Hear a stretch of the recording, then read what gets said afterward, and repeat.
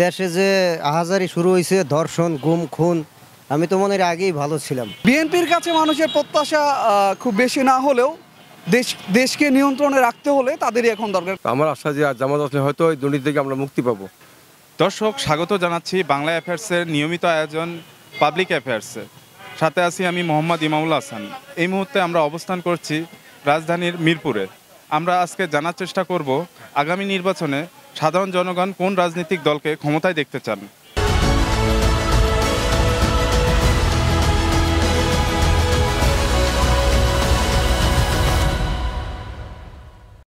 বিএনপির কাছে মানুষের প্রত্যাশা খুব বেশি না হলেও দেশকে নিয়ন্ত্রণে রাখতে হলে তাদেরই এখন দরকার, কারণ তাদের শক্ত একটা রাজনৈতিক ভিত্তি আছে।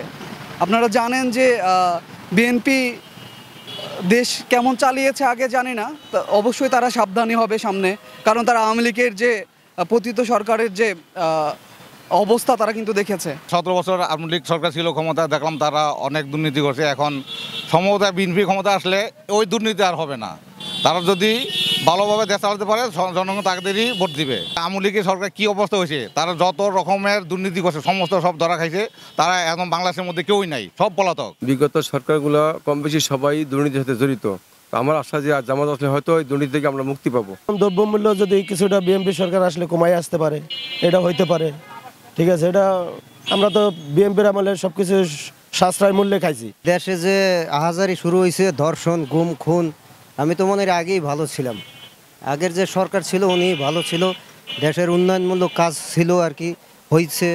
এখন যে অবস্থা, এখন তো সাধারণ মানুষ আমরা যারা আছি কাজ কাম নাই, না খাইয়ে মারা যাইতেছে, এমন দিন চলতেছে। বর্তমানে আপনারা দেখেছেন অলরেডি যে আপনার গিয়ে স্টুডেন্টরা অনেক কিছুই করেছে দেশের জন্য আর করে যাচ্ছে, তাই হিসাবে বোঝা যায় যে ভবিষ্যতে আরও কিছু করতে পারবে। জন্মের পর থেকে আমি বুঝতে পারছি বিএনপির লোক আমি আসছিলাম, আর এখন বর্তমানে যে বাংলাদেশে যা চলে এখন দরকার জামাত।